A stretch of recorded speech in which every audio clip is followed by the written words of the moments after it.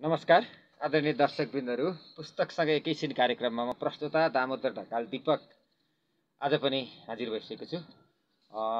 योभन्दा अघिल्लो अङ्कमा हामीले रत्नप्रसाद अनामणि श्रेष्ठको लाज हराएका मान्छेहरू कविता सङ्ग्रहमाथि केही चर्चा गरेका थियौँ। आजको मेरो हातमा पनि कविता सङ्ग्रह छ र यसलाई चाहिँ काव्यिक दस्तावेज भनिएको छ। भूकम्पको काव्यिक दस्तावेज, रगत र आँसुको पोखरी। यसका लेखक हुनुहुन्छ आदरणीय आधुनिक साहित्य परिषदका अध्यक्ष मुरली प्रसाद ढकालज्यू। र मुरली प्रसाद ढकालज्यूको जन्म नुवाकोटमा भएको हो र अहिले उहाँ बालाजु हाइट बोराटारमा बस्नुहुन्छ र निरन्तर काव्य साधनामा लागिरहनुहुन्छ। भर्खरै उहाँको कोरोनाको काव्यिक दस्तावेज पनि प्रकाशित भइसकेको छ। तर म यति बेला भने म भूकम्पको काव्यिक दस्तावेजको बारेमा केही छलफल गरिरहेको छु। र यो काव्यिक दस्तावेजमा डाक्टर घनश्याम परिश्रमी ज्यूले शुभकामना लेखिदिनु भएको छ। त्यसै गरी प्रकाशक के छ, गहन विषयको गहिरो विश्लेषण भनेर रत्नप्रसाद अनामणि सरले लेख्नु भएको छ र विभिन्न विषयवस्तुहरू छन्। म डाक्टर घनश्याम परिश्रमीको भूकम्पको काव्यिक दस्तावेज शीर्षकको लेखबाट अलिकति कुरा साभार गर्दैछु। वास्तवमा प्रतिभा सबैसँग हुँदैन, अनुभूति भने सबैले गर्न सक्दछन्। अनुभूतिलाई अभिव्यक्ति गर्ने क्षमता प्रतिभा भएका व्यक्तिले मात्र निहित हुन्छ। वस्तुतः कवि साहित्यकार सहजै बन्न सकिँदैन। पढेर डाक्टर, इन्जिनियर, पाइलट, वकिल, शिक्षक, प्रशासक आदि बन्न सकिन्छ, तर शैक्षिक योग्यताले मात्र कोही साहित्यकार बन्न सक्दैन। साहित्यकार बन्न शैक्षिक योग्यता चाहिन्छ नै भन्ने पनि छैन। त्यसैले त साहित्यकारहरूलाई काव्य संसारको प्रजापति भनिएको छ। कवि मर्निसी परिभ्यू स्वयम्भू भनेर उच्च सम्मान गरिएको छ। कवि साहित्यकार वा कलाकार बन्न वस्तुतः आन्तरिक क्षमता चाहिन्छ, जसलाई प्रकृति प्रदत्त वा दैवी गुण भनिन्छ। हिन्दीको एउटा कथन अत्यन्त प्रसिद्ध छ, जहाँ नपहुँचे रवि वहाँ पहुँचे कवि। वास्तवमा कविभित्रको क्षमता विचित्रको हुन्छ। जब कुनै घटना, दृश्य वा परिस्थितिले छुन्छ तब कविभित्रको प्रतिभा भाषिक कलाको माध्यमबाट मुखरित हुन्छ। अनुभूति, श्रुति र दृष्टिलाई कविहरूले विचार, कल्पना र भावनाका माध्यमबाट अभिव्यक्त गर्छन् र त्यही कविता वा काव्यको रूपमा जन्मिन्छ। यो सङ्ग्रहमा डाक्टर घनश्याम परिश्रमीज्यूले कसरी कवि बनिन्छ अथवा काव्य कसरी जन्मिन्छ भन्ने बारेमा लेख्नु भएको छ। यसै गरी रत्नप्रसाद अनामणि श्रेष्ठले लेख्नु भएको छ, उहाँको रगत र आँसुको पोखरी भूकम्पको काव्यिक दस्तावेजमा भूकम्पको पीडालाई उजागर गरेको छ। नेपालीहरूलाई दुःख पर्दा के भयो, कतिको सहनशील रहेछन् भन्ने कुराको मापन उहाँले राम्रो ढङ्गले विश्लेषण गर्नुभएको छ। आगामी दिनहरूमा पनि उहाँबाट राष्ट्रिय भावनाले ओतप्रोत यस्तै काव्यहरू नेपाली साहित्य भण्डारमा थप्न सकिरहनुहोस्। हार्दिक शुभकामना। रत्नप्रसाद अनामणि श्रेष्ठले शुभकामनामा लेख्नु भएको छ। अनि त्यसै गरी प्रकाशक केमा लेखिएको छ, साहित्य लेख्नका लागि मात्र लेख्नु नभई साहित्यले गहिरो अनुसन्धानमा जोड दिन सके मात्र त्यो साहित्य वास्तवमा जनताको साहित्य बन्नेछ भन्ने कुराको पुष्टि हो कृति।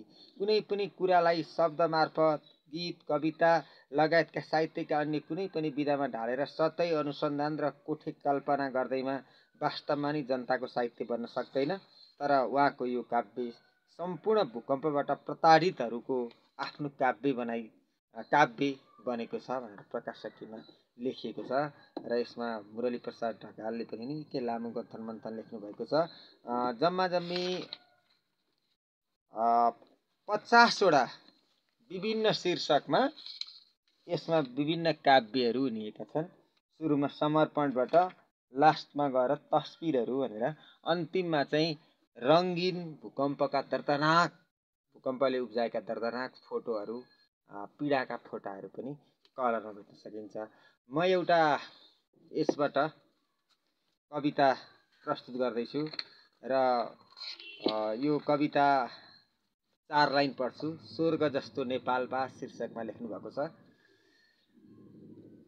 प्रकृतिसँग छहरा छाङ्गा खेलेको जुहारी फुलेर गुराँस घसेको लाली पहाड सिङ्गारी चुमेर पहाड जमेको हिउँ बोकेको हिमाल मुस्कान छर्छ बिहानी पख टल्केर हिमाल आकाशलाई छातीमा राख्ने हिमताल पोखरी धपधप बल्ने औषधि बुटो यो स्वर्ग नगरी मिरमिरे बिहान उज्यालो पाइला घामले टेकेको सौन्दर्य बोकी प्रकृति पहाड देखिन्छ हाँसेको।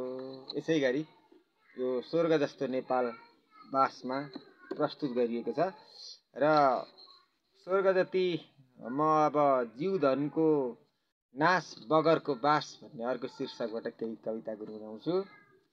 यो कालो दिन हिमाल पहाड पल्टेर खस्तानी कालको पासो एमको दूतले आएर कस्तानी लागेर चोट सुकेका ओठा कालले छोडेको दुखदुखी सास बसेको बोली निदमा परेको रगतको आहल जमेको ठाउँ हिमाली काखमा मरेको लास लिएर साथ भिरको पाखामा कमाउन नाम हिमाली छोरो हिमालतिरमा हरर पार्न नेपाली झन्डा चढेको शिरमा लौराको टेको जीवन छेको पहाडै धसियो 10 जना पुगे मृत्युको मुखमा छ धेरै बाँचेको ओखलढुङ्गा जिल्लामा बन्यो बस्ती नि बगर अचानु पार्यो ढलेर बास त्यो जनसागर।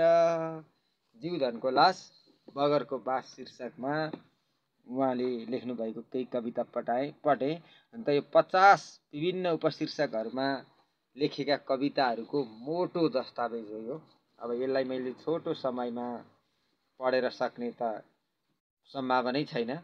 पनि अब म विपत्ति उद्धार 1 भन्ने शीर्षकको केही कविता पढेर सुनाउँछु। देशको मुहार रङ्गायो रातो रगतको तालमा उर्लेको रहेछ विपत्ति भेल मानव सागरमा भूकम्प आई फुटेको धरती पाताल ठोकियो पाकेको खाना उम्लेको पानी ढल्केर पोखियो अकाल जीवन गुमेका बने घरको सिराना लाउँ र खाउँ बेलाको चाहन छुटायो पराना स्वर्गको बाटो उज्यालो बाली कालले हिँडायो दुखीको बस्ती शोकमा डुब्यो दिएछ पीडायो